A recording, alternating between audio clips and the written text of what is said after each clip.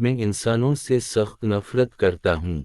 انہوں نے میری نظروں کے سامنے میرے شیر بابا اور شیرنی امی کو گولی مار دی اور ان کی کھال اتار کر لے گئے۔ بابا اور امی کی موت کے ساتھ میرے بچپن کی خوشیاں بھی ختم ہو گئیں۔ ایسے کڑے وقت میں میرے بہترین دوست چیتے اور اس کے گھر والوں نے مجھے سہارا دیا۔ دوسرے جانور بھی مجھ سے ڈرنے کی بجائے میری دلجوئی کرتے۔ اب میری زندگی کا مقصد انسانوں سے اپنے والدین کے خون کا بدلہ لینا تھا۔ اگر کوئی شکاری جنگل میں کیمپ لگاتے تو میں اور میرے دوست ان پر حملہ کر دیتے اور روپوش ہو جاتے۔ میرے دوست چیتے کا بھائی بھی جب چھوٹا تھا تو اسے بھی شکاری پکڑ کر لے گئے تھے، مگر وہ بڑا ہو کر کسی نہ کسی طرح بھاگ کر جنگل میں واپس آ گیا تھا۔ اب وہ بھی ہمارے گروہ میں شامل تھا۔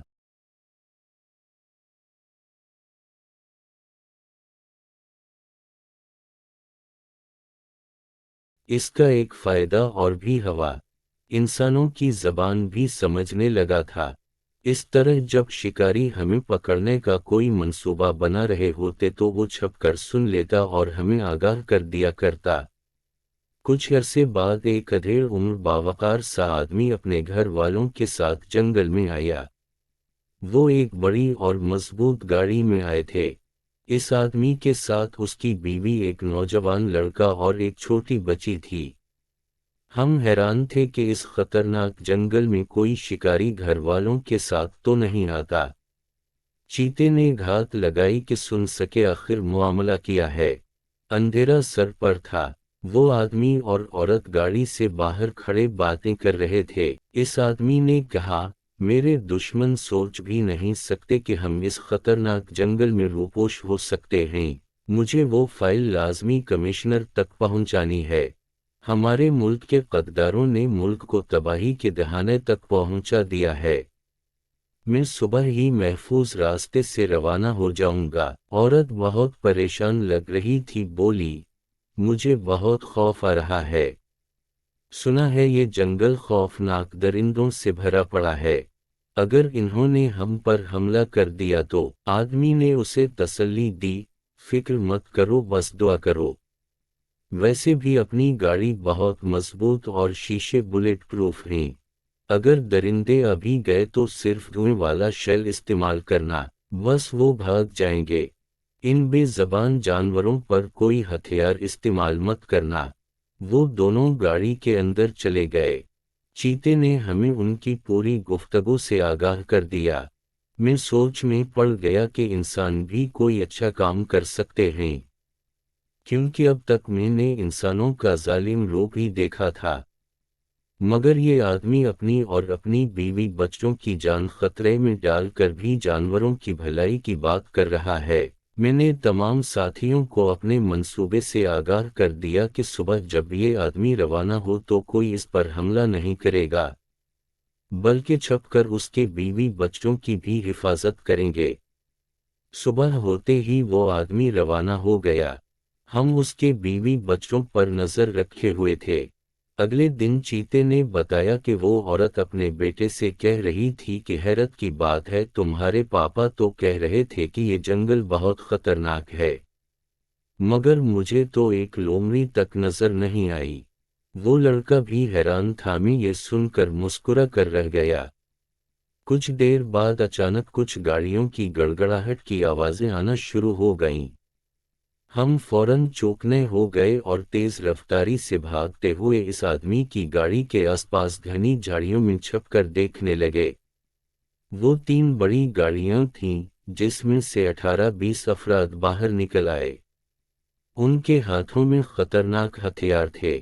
ایک گاڑی میں سے جو آدمی اترا، اسے دیکھ کر میری آنکھوں میں خون اتر آیا۔ یہ وہی آدمی تھا جس نے میرے والدین کی زندگی کا چراغ گل کیا تھا۔ آج بھی اس کے ہاتھ میں ایک خطرناک بندوق تھی۔ اس کے دوسرے ہاتھ میں گیند جیسی کوئی چیز تھی۔ میرا رواں اس پر حملہ کرنے کے لیے بے تاب تھا، مگر ابھی صورتحال کا جائزہ لے رہا تھا۔ چیتے نے بتایا کہ اس نے دوسرے ہاتھ میں بم پکڑا ہوا ہے۔ یہ ایک خطرناک چیز ہے، جس سے لمحوں میں گاڑی اور ان لوگوں کے پرخچے اڑ جائیں گے۔ وہ چیخ چیخ کر انہیں باہر آنے کا کہہ رہا تھا۔ وہ تینوں روتے ہوئے گاڑی سے باہر آ گئے۔ اس آدمی نے بم اپنے ساتھی کو پکڑا دیا اور عورت اور لڑکے کو گھٹنوں کے بل بیٹھا دیا اور بچی کا بازو پکڑ کر اسے بے دردی سے ماں کی طرف دھکیل دیا۔ عورت نے لپک کر اسے گود میں لے لیا۔ لڑکے کو غصہ آ گیا، اس نے اٹھ کر اس آدمی پر ہاتھ اٹھانا چاہا، مگر اس کے ایک ساتھی نے لڑکے کے سر پر گن کا بٹ مارا۔ وہ لڑکا تیورا کر گر پڑا۔ وہ آدمی مکروہ انداز میں ہنسنے لگا اور بولا، تمہارا باپ کیا سمجھتا تھا کہ میرے منصوبے اتنی آسانی سے منظر عام پر آ جائیں گے؟ اس کا ایک قریبی ساتھی جس پر تمہارا باپ دل و جان سے اعتماد کرتا تھا، میں نے خرید لیا ہے۔ اسی نے مجھے تمہاری روپوشی کی جگہ بتائی تھی۔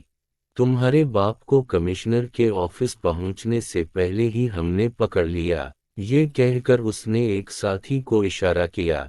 اس نے پچھلی سیٹ پر پڑے آدمی کو گھسیٹ کر نیچے اتارا اور زمین پر پٹخ دیا۔ اسے دیکھ کر اس عورت کی چیخیں نکل گئیں۔ وہ اس کا شوہر تھا۔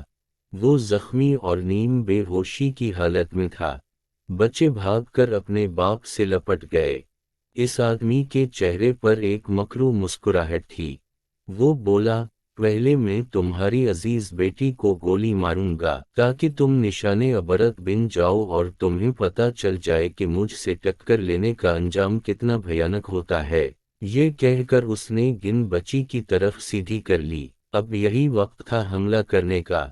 میں نے ایک زوردار دھاڑ ماری۔ میرے تمام ساتھیوں نے بیک وقت ان ظالم لوگوں پر حملہ کر دیا۔ انہیں اپنی گنیں سیدھی کرنے کا بھی موقع نہیں ملا۔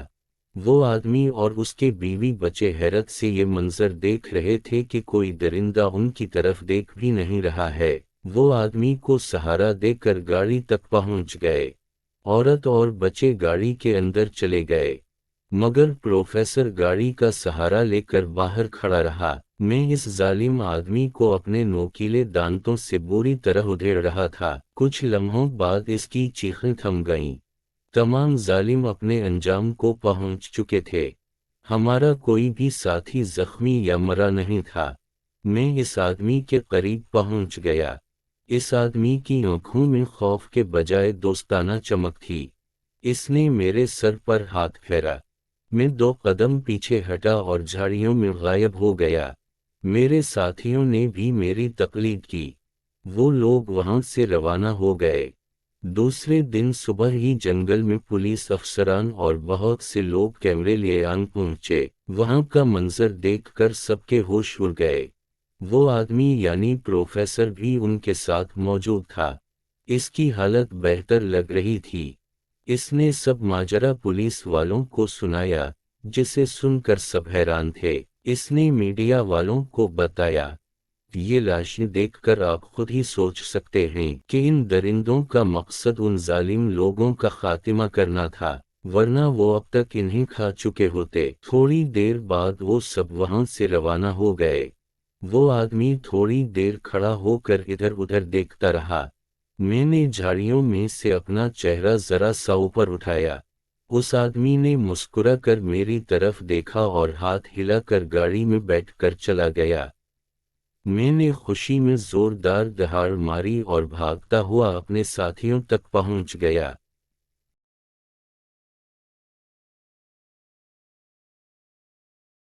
امید کرتا ہوں آپ کو یہ ویڈیو پسند آئی ہوگی۔ ویڈیو کو لائک اور چینل کو سبسکرائب کریں تاکہ مزید ویڈیو آپ تک پہنچ سکیں۔